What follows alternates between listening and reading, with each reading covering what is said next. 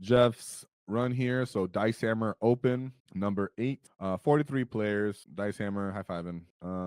Xenos Petting Zoo, 4-1. My boy right here lost to someone possibly that he already knew as a number 1 Tyranid player by 1 point. Just showing the bag right now, showing it off right now. Yes, he lost to this Tyranid guy who got 1 point on him. But we'll talk about that once we go over his path to victory. But first, let's talk about his list. So he came in with the Tactics Brigade. So that's triple Shokk Attack Guns. The Big Mek and Mega Armor is the Warlord, and he is the Mech Captain enhancement. Absolutely love it. We have Mork's Cunning. Keep in mind, it doesn't work if you're inside of a transport, so you got to be cunning about it. And you can't redeploy back into a transport, so don't be trying to do that. You have God Boomer, usually because people just run out of points. Probably hardly ever comes up, but it can come up. And then 2 war bosses, boom, stops right there with points.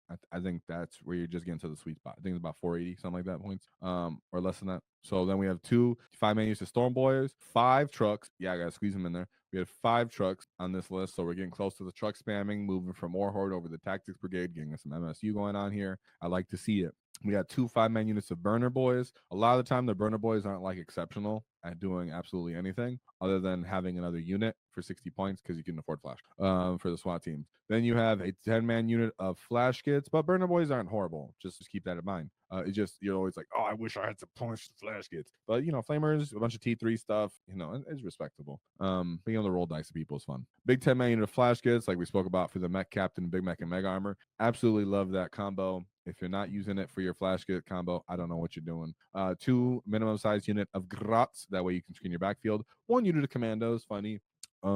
When the Tactics Brigade came out and people were like, we're not seeing Commandos out here. It was in the comments on the Discord, not like a ton of people, but a little bit, enough to notice. And they were like, where are the Commandos at? Commandos not leading the way. Well, Jeff Jew made sure they led the way again. So Breacher Ram, Burner Boy, Rocket Launcher, Power Claw. Boom, love to see it. I think depending on your meta and depending on the type of armies you face, maybe you underappreciate Infiltrate, but a lot of the time in some skew lists or in some high level 40k, bandos make a big difference. It does pay a premium as not an orc player, but it does take some reps to get used to. 2 5-man units of knobs with Power Claws, and then 3 Tankbustas to go alongside those Shokk Attack Guns, the knobs to go alongside the war bosses, and here we go with a couple SWAT teams and some war. There's Tooth Snatcher. So let's take a look at my Gitz pass to victory here. So you guys trucks for everything. And most likely stuff who we have left over. Yeah, he can even put stuff in reserve if he really wanted to. Tank buses go in trucks, get a couple burner boys in them. Knobs can go inside of a truck. You put knobs together hypothetically if you wanted to. Just remember with your commandos, you want to keep them alive. A lot of the time, there are some matchups where you got to be aggressive and take space from people if they give it to you and they're a little elite army. You can kill their scoring points or their screens. That is true. But other times you just want to use them as holding board presence, stopping reserves, and then staging up and then letting them move up as well and participating or coming out as bait, right? So be smart with your commandos. They matter. Shout out to our sponsors, the Baron of Dice, as they helped us do our Waaaghtaktiks dice. So shout them out. Check them out in the description, 5% off in the discount because nobody likes taxes. And shout out to Baron of Dice. They allow us to do our paint competition. So thank you very much to them. So going over this path to victory, we have is game 1 going into the Dread Mob. Yes, he had an Orc mirror matchup. So going into Dread Mob, a fan of Dread Mobs, let's see what he had. Big Mek with Shokk Attack Gun, triple Baby Mek. Looks like 6 units of small Gretchen, minimum size unit Gretchen. 1, 2, 3, 4, 5, 6. Yep, I appreciate that. Love the garrots. 1 Death Dread with what I like to call the nuke because he's all custom Mega Blasters. So this gets shooting 12 custom Mega Blaster shots and then taking a bunch of hazardous tests, especially after you press the button. So if he's alive after shooting and you're not, as well, then he's happy about that, right? So takes you guys. I like to call him the nuke. Double Gorkanauts, a unit of Ludas, and then a Stomper. Whoa. Okay, this isn't the Git we're talking about this week, today. But I appreciate you for bringing the Stomper here as well. Jeff's a high level player. Jeff had the tools to take out even something like a Stompa, hypothetically, if he wanted to. But the real point here is kill everything else, and the Stompa just kind of exists. Stompa doesn't kill. It pops trucks really well, but then the stuff that gets outside of it doesn't have anything to do after that. It's not going to run up and charge you. for example. So I absolutely love to see that he had all this. I mean, kill all the grots for scoring, kill all the big Titanic units, and leave the Stampa just roam around the battlefield. So you could kill the Stampa, don't really have to. Just imagine that anytime he's trying to move up the field and get aggressive, he gets overwatch from the flash gets that are hidden somewhere, and then when he goes for the flash gets, then the Gorkana ends up getting taken out, and it's just, oh, I ran out of my pieces. GG. So love to see it. Jeff getting a 97-point win, and shout out to our boy Eric Freeman. If you're around and you see this, we love it. I love you for that one. Then we move on to game 2, where he goes into Imperial Fist. Vanguard Spearhead. Yeah, Jeff's a gamer. Jeff's about that life. So then we're going to Vanguard Spearhead. We have an Ancient Terminator armor. Lysander, which is a Terminator named Captain. He has like a 2-up invuln once per game, I believe, and he gives Terminators additional OC. Librarian and Terminator armor, and then a lieutenant with combi weapons, sticky intercessors, ballistas dreadnought, double gladiator lancers, and big unit of inceptors with plasma, land raider redeemer, suppressors. So remember, if they hit you, then you get -1 to hit. That -1 to hit that counts for combat as well. Then he has a Terminator unit, assault squad with thunder hammers, and then a big 10-man unit on Terminators. Now I'll just say this, not to be rude, but I know personally Tankbustas with Shokk Attack Guns with +1 to hit and blast into a big 10-man unit Terminators means that you have about a 4-man unit Terminators after that if the bombs would go off. Maybe a 6-man if you're lucky, but then I have more Tankbustas that could easily just, end up going into you. Knobs can help clean up if they really have to.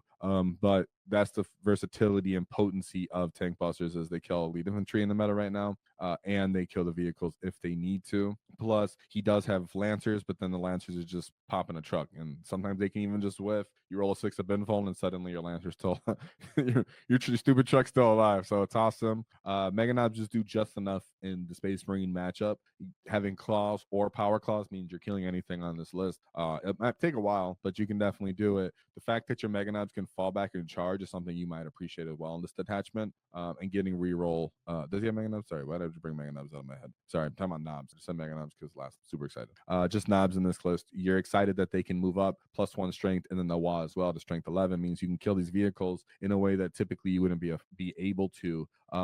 Like Lancers, for example, if you did end up getting them in there for a little 5-man unit. So love it. You have to dissect Space Marines, kill the scoring units, then eliminate their big death ball brick when you get a chance. Feels good. And shout out to Jeff for getting a 99-point win there. You just had all the tools. I'm sure that it was just a good one to get stuck in. Then we have his third game, which is going into Astra Militarum Strike Force. So we have Gaunt's Ghost, followed by Lord Sol Alliantis, Platoon Command Squad, and then double Tech Priest Engine Seers. I think they act like our Big Meks, essentially, giving +1 to hit, I believe, and healing. So we have 3 basic infantry squads, a Chimera, 2 Basilisks. The thing about Basilisks is they do like debuff your movement, so that gets problematic. Kazarkin, Lehman Russ, Exterminator, double Rogel Dorns, probably with those priests, Scout Sentinel, and then Tempestus Scion Squad. Respectable damage output from here. It just doesn't have the kind of layers that typically guard brings to really punish us. Now, the Basilisk could be problematic if the tanks get into something, they get disembarked, and then they get touched. But it really just comes down to that turn 2 turns of staging. Did I get where I need to be? Did my commandos take up enough table space that I could find somewhere to safely stage up and deal with? Because this guy doesn't have sorry, I pulled the Garlet. Doesn't have scouts necessarily. Let me see, just a scout, just a little sentinel, right? Yeah, just a little sentinel. And that could be a funny not sure, because usually they might, I don't think in the new detachment they don't get +1 anymore. I think they don't guide anymore, indirect. But if you did want to kill this, yelling with the gob, you might be able to actually do it. But like we said, you can't let stuff be outside. That's the big issue here, is the Basilisk could indirect you from your truck. So very cagey as you move up the field.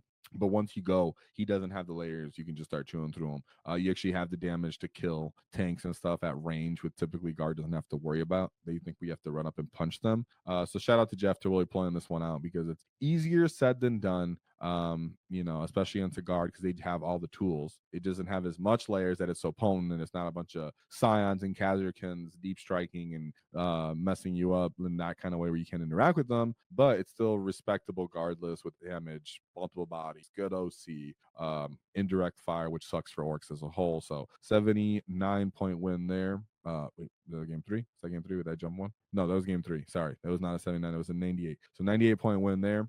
And I guess he did have Gaunt's Ghost, which I think can infiltrate, but I don't think people would put Gaunt's Ghost into Commandos. So then we go into his game 4. I knew I jumped one, my bad. And yes, what's up, Thunder? Whoa! And, so we have game 4, which is the Tau Empire with Retaliation Cadre. So we have Commander in Coastar Battle Suit, Commander in Enforcer Suit, and then Ethereal, light on the character. Means they're not going to have a bunch of those breachers. That's what that means. Shout out to Jordan. A Crew Carnivore, followed by Pathfinders, 3x3 Stealth Suits, Vespid, Crew, 2x2 broadsides, and then 1 unit of knife fight, and then another unit of Starsides battle suits with some Sunforged battle suits, Ghost Kill, and then double Riptides. Goodness, a lot of just mech suits. Love to see it. Now, the ablative wounds in the mech suit mean that your Tankbustas, for example, don't go so well into them. It does take your full knob squad to like respectably punch into them. But the Tau Empire always is and always will be a we focus you and hit you with multiple units, not one unit automatically deletes you. And you can end up kind of leapfrogging a lot of their units if they stage up, too close in layers with each other. And with our ability to actually shoot in this detachment, means that 1, you can overwatch their infantry and kill them. 2, you can start picking up their screens and popping holes in them, so you can still charge whatever's left over and then swing your orc unit into whatever's behind them, causing them to not be able to move forward.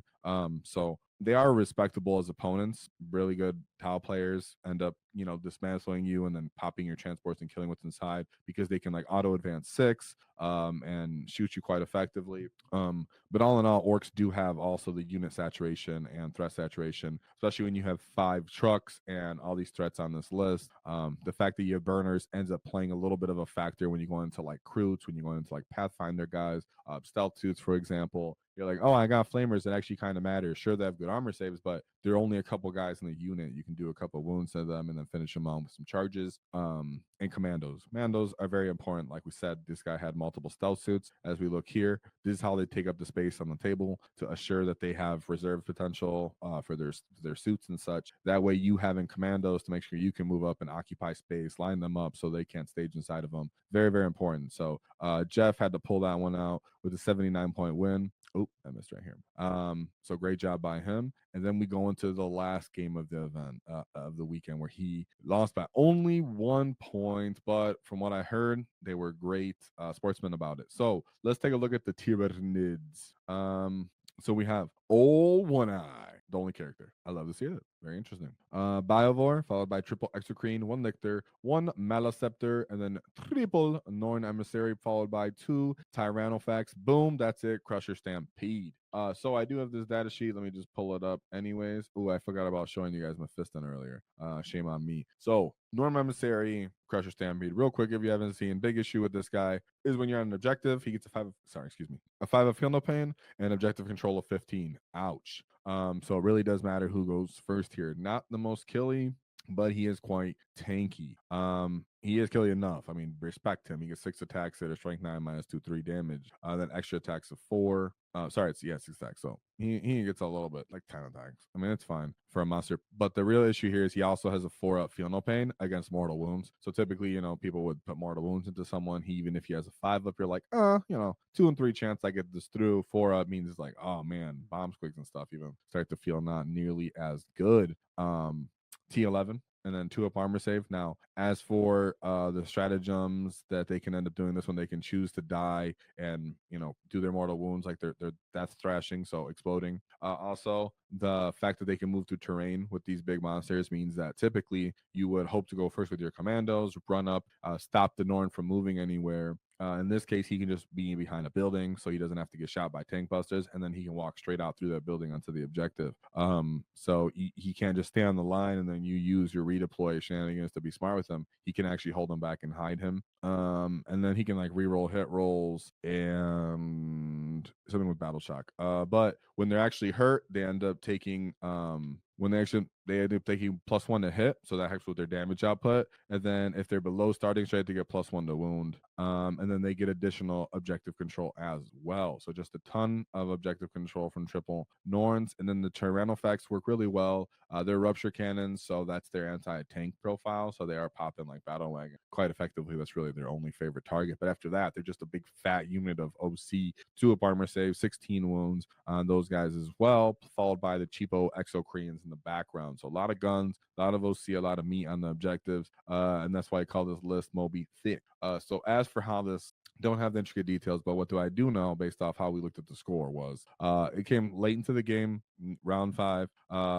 Jeff and Keith, I believe, were both low on time. They were both running through the motions, just trying to get more bodies on the objectives, trying to score more secondaries up to the end. There were still 2 Norn emissaries still alive, so I think it's very important to understand that, yes, you can kill one of those guys, and then after that, you're really just trying to kill everything else that you can to reduce the bodies and scoring potential on the list until he can't score secondaries.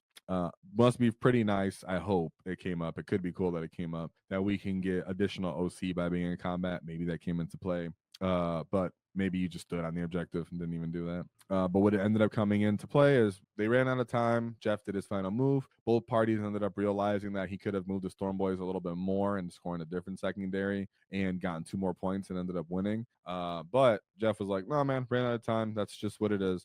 Shook hands on it. Had a great game. So shout out to Jeff for and Keith for having a great game with that. And I'd love to hear about any more details about that game, because Triple Norn, with not a bunch of mass bodies, normally having good amount of boys would help kind of offset that. Norns and such. You're trying to challenge them with a little bit of damage and unit saturation. So them having just a bunch of thickness, it would be really interesting and keen to see. See a lot of move blocking going on, a lot of seeing killing, a lot of his weakest scoring potential units best you can, and stopping him from just being in certain positions so he can't score, because no way you're chewing through all of this effectively enough, even with a nice respectable 3 tank bust.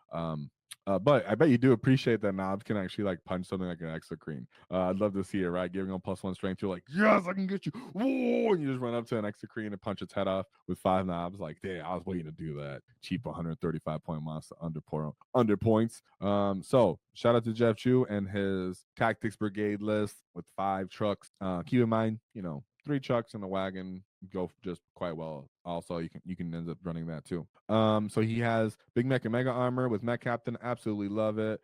Triple Shokk Attack Guns. One has Mork's Cunning, one has God Boomer. 2 War Bosses, 2 Storm Boys, 5 trucks, 2 Burner Boys, 1 big brick of Flash Gitz, 2 small units of Gretchen Commandos, 2 5-man and Knobs, and then 3 units of Tankbustas. Shout out to Jeff getting 2nd place. Whoa, for the Cunning Git. And speaking of Cunning Gits, be a Cunning Git and check out our new order markers that are in our store. So shout out to you Gits being cunning. Help you guys get all the orders on the table nice and clean for all you Gits to get stuck in. Be a cunning Git and check out our new order markers that are in our store. So shout out to you Gits being cunning. Help you guys get all the orders on the table nice and clean for all you Gits to get stuck in. If you enjoyed the clip, check out the full video here. If you'd like to see more tactics, click here. Let's get stuck in, lads!